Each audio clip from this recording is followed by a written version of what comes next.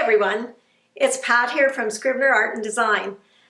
This evening I'm doing a live presentation for an art group, and this is the painting I'm going to be working on. It's an intuitive painting of figures, and I've already worked out my composition on my iPad, so let's see how far along I can get. If you like what I'm doing, please consider liking the video, giving it a thumbs up, subscribe to my channel, hit that little bell button for notifications. It really helps me. I would appreciate it. Thanks so much, and we'll see you at the end. This guy here kind of reminded me of a bit of an oddball with two eyes and a nose. And he kind of had a big ear, which I've reduced.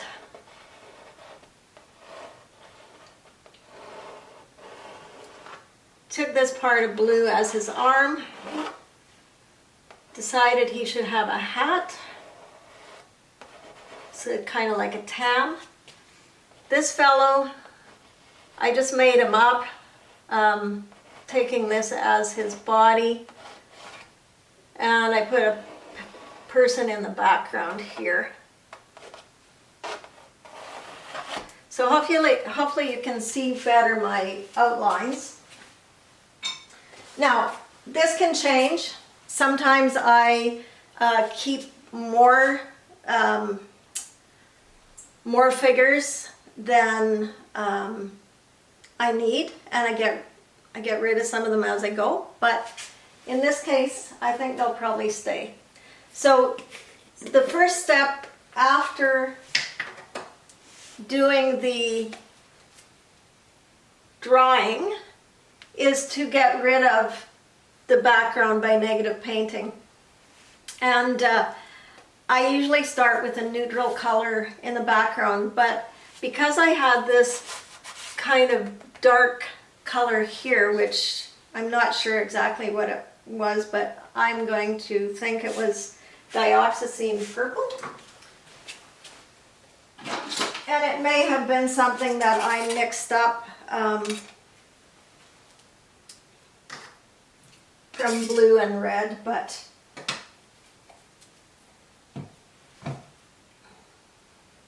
so this is chroma paint from Granville Island. I don't know if you guys use it, but I quite like it. It has a good pigment load. So I'm using a Liquitex paddle brush. It's got a wide amount of bristles and a short paddle handle, so it's really gives you a lot of control.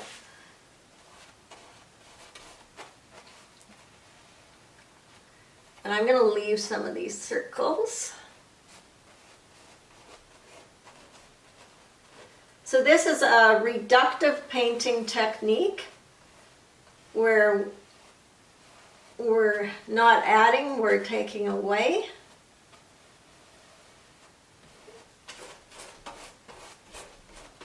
And I'm not removing everything from the background.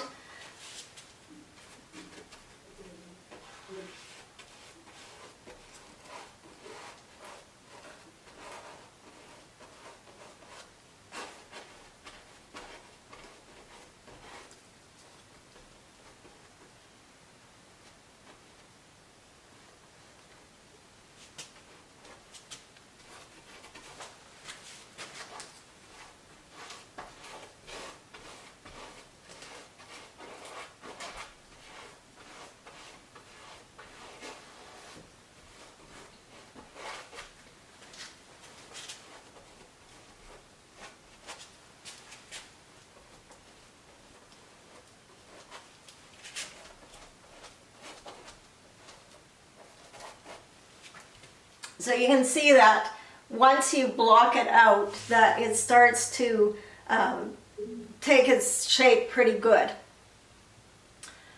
Now, I have paint on my brush. I might do one of two things. I might add some somewhere on this so that there's a connection to the background. And the other thing, I don't have too much on there actually. But this is how I start my next painting.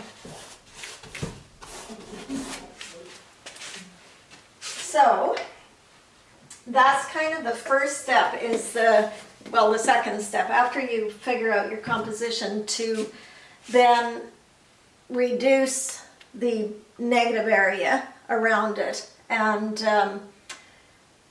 now I like to start to focus a little bit on the shapes and the figures to identify where they start and where they stop. And let's see. I'll work on this one first. So I may not have all the same colors as in here, but I think it was cerulean blue, and I don't really worry about that. I pull it together one way or another.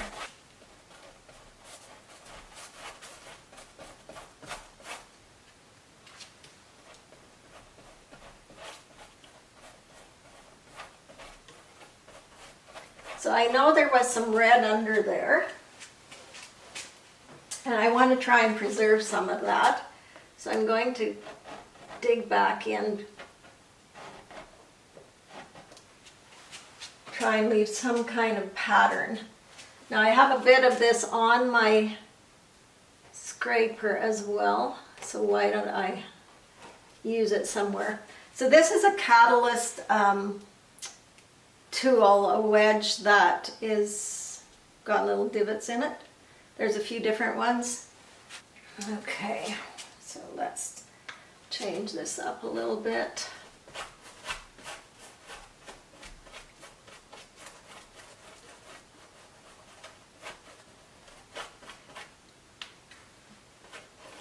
So I try to preserve some of the background as I'm going. That's the whole point of it, is not to lose it all, but it's easier said than done. But the other thing is, I don't like a lot of canvasy marks, so I want to get a fair amount of paint on to my canvas. So I'm going to paint, some of them I am going to paint flat out, just so that it's not all so busy. I didn't clean my brush for this, and I am using straight teal out of the bottle for this color. You'll see that if you look at my work, most of my work does have teal in it. It's kind of one of my colors.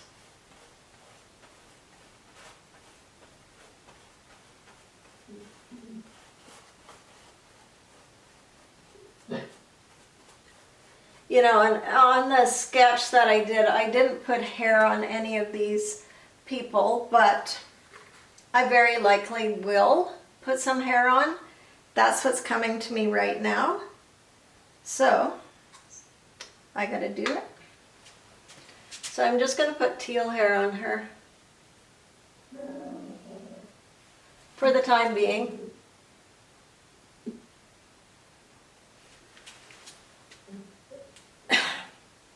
That will probably change, but I like putting a color underneath, and then if I do, in this case I'm not going to give them dark hair because I did dark background, but I do like putting a color first on the hair so that when I do paint it dark, if I paint it dark or even if I paint it gray, I can leave a little bit of that edging, and then it'll connect with the dress, or I could scrape lines back into it. So that's something I do.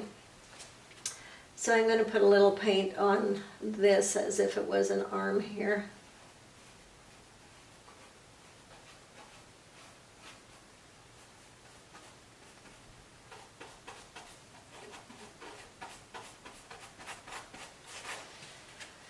Okay, so I paint as if I have a runway usually, where I'm going back and forth a lot. So it's really hard to do this close up and not be able to really see what you're doing. But I'm going to go over to the red gal now.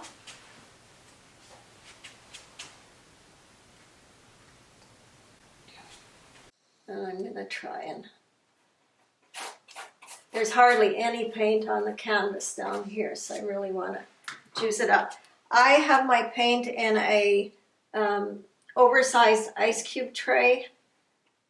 I find that's really handy. And I've given up pretty much on the Stay Wet palette. It frustrates me to no end trying to put the lid on.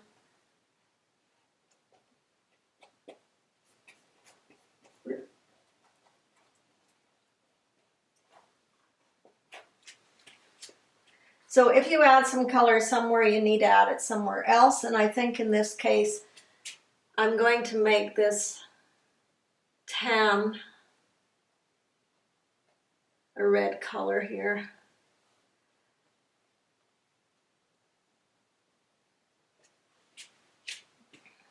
So this is a block-in, and I'm not concerned about 100% accuracy at this point. I'm just concerned about getting more on my canvas and getting some form happening. So, and I'm going to probably have to do some corrections on his hat. I can see I overextended it a lot.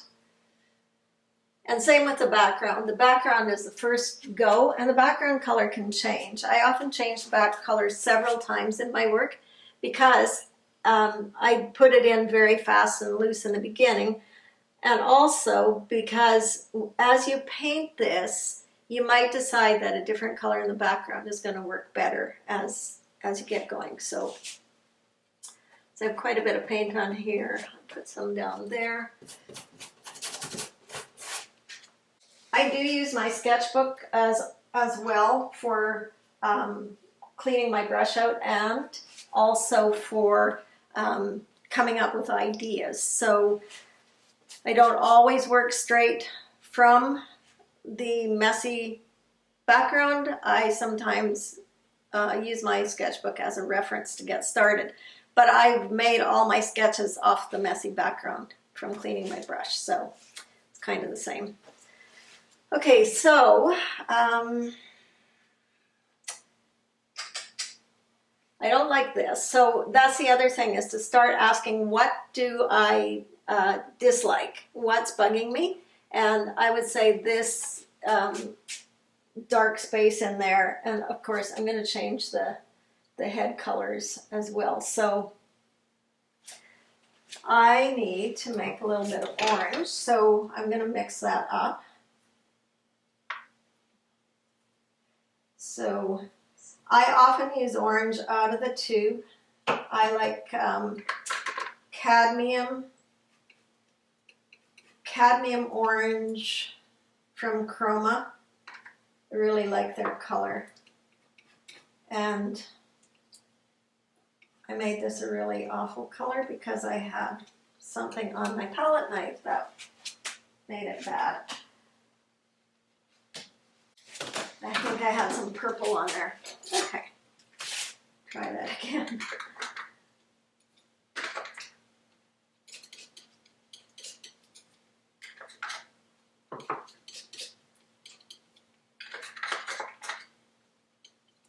Sorry, you can't see me mixing. I could move that so you could, I guess. Okay, so I want to get rid of this, but I may want to have a bit peeking out. So again, I'm going to grab one of these tools.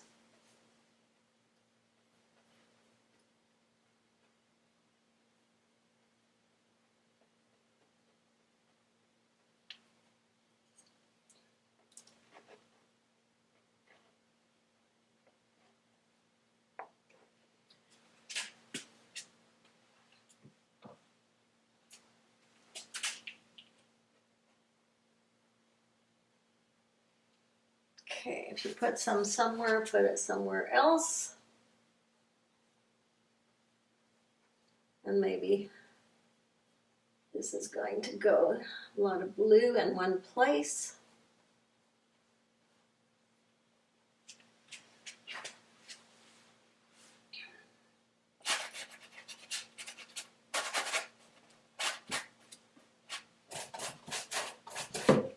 So I want to get a little bit of green happening up in here. So I'm going to have to mix a little bit of green. So I'm using ultramarine blue and cad yellow. And the paint I'm using for this is just an Amsterdam paint. Doesn't have as high a pigment load, I don't think. So this is a little bit transparent feeling.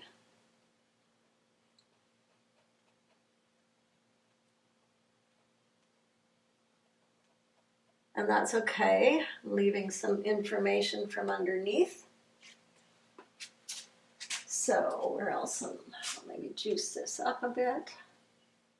So a lot of times I go over what I've done by adding some more color just to make it a little bit richer.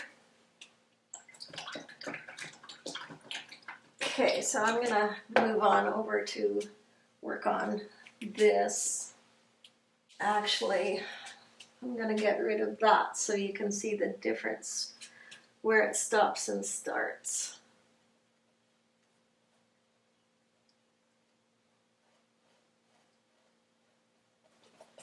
Okay, so I'm not liking the shape of that, so I'm gonna carve into that too. I like using transparent paint too to leave some of the information, but I also sometimes need opaque paint to block things totally out. So I'm going to clean up some of this here.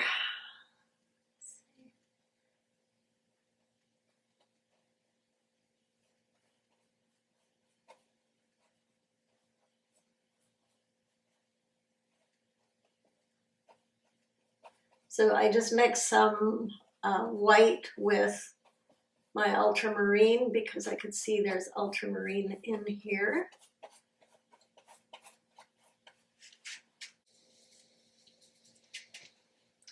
And I'm gonna start reducing this and giving it a little bit more interest.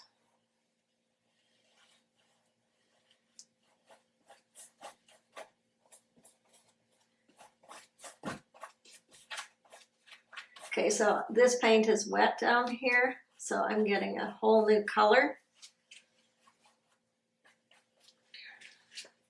Okay, other things I like to use are knitting needles or skewers. And I like scribbling back into wet paint. So there's not too much opportunity here, but so sometimes just shaking it up a bit will loosen up how you're feeling about your work. If it's getting too tight, just do something crazy like that. Okay, so where are we going here? Okay, this is just feeling too messy for me. So I'm going to clean that up a bit. And there's also, this feels too similar to that. So let's see. I'm going to change that color a bit.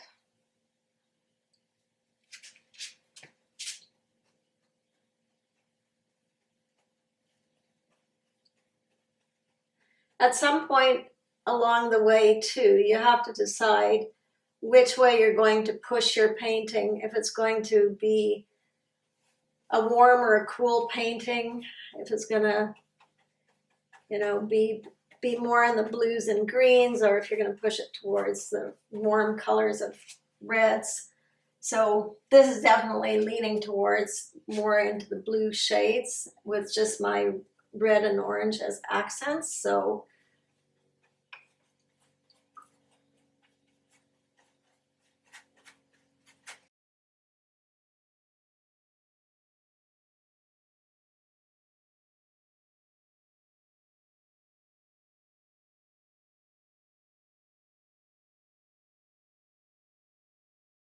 it's very weird doing a live presentation and having no no audience.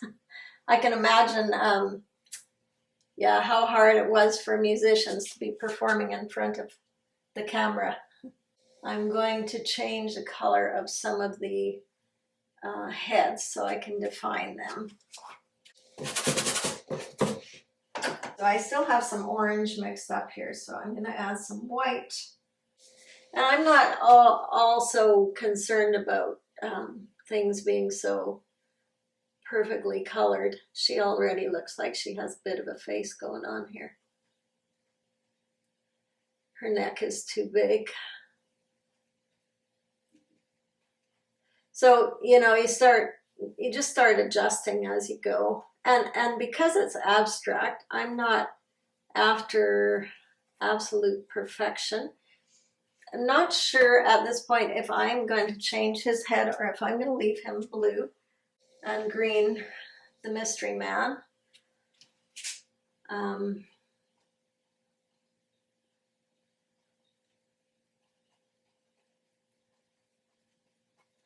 But just getting some lighter value in here.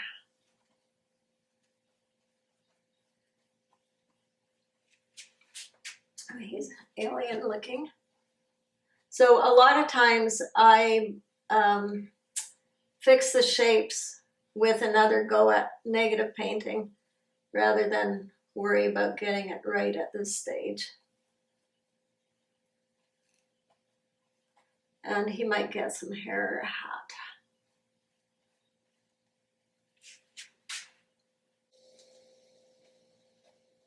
Take away his alien eye. So I have to say it's a whole lot easier to do this on the iPad than it is on the canvas. Partly you're working on a much smaller space. So yeah, it's just, I find it a lot easier, but not as satisfying. I'm much more tactile to do it in real life, on a real canvas. So I don't know if I'm going to get rid of too much on her.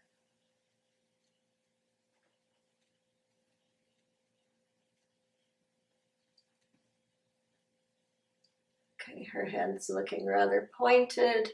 So like I said, I'm trying to stand off to the side so that you can see what I'm doing, and it's hard for me to see what I'm doing myself.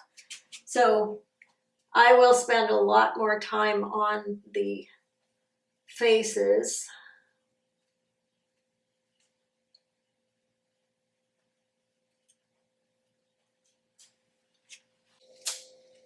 This is where intuition has to start coming into play, where you get to the point where you have to start working with the painting instead of worrying about the picture that you made. You have to really start responding to what's going on here. And so sometimes that might be bringing in yet another figure that wasn't there to balance out the composition. So I might paint something in. I don't think I'm going to do that in this one, but also a lot of times I will put in something that looks like an arm or a limb. Often I just put in one. I don't put both sides. And I don't put them on everybody necessarily. Sometimes I add collage at this point. Somebody might get a bag or a hat. So it really depends what I'm feeling the painting needs. And I like using collage to test my ideas to see if something would look good before I paint it, or I might glue it on and then paint over the collage. So that's another thing I might do. Let's try a little bit of collage. I have a piece of text here. So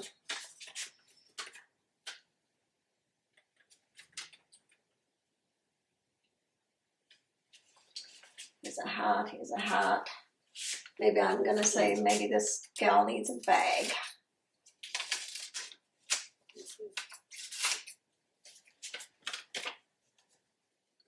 So I would do something like this, and you know, figure out if I want to add a shape there.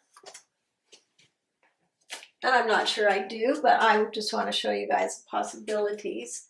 So I might, again,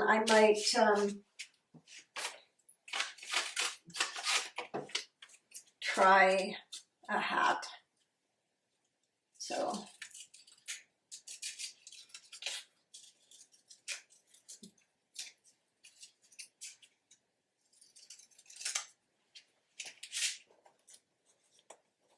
So I might test a hat. I might go, well, that's way too small for her anyway. Yeah, a little bit up. Not bad on that one because I can do some reductive painting on it. Yeah, okay. Let's go with that. And make the head smaller. So I'll just use a little bit of matte medium. Glue this on.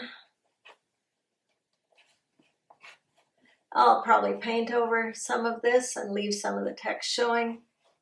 If that was a big piece, I have some wet paint there as well. If it was a big piece, I would probably use a scraper to marry it down better, but it's okay. Fingers are good. If I add a text somewhere, I probably will add it somewhere else, but for now, I'm going to go with that. And I'll show you how I would go back and start refining some of the shapes with the negative painting again.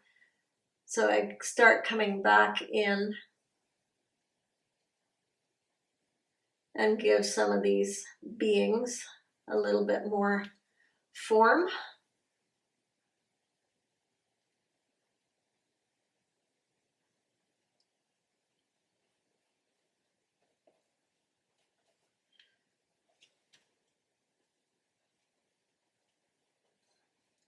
So just going and cleaning some things up. I'm going to leave it here for now and continue on in my studio.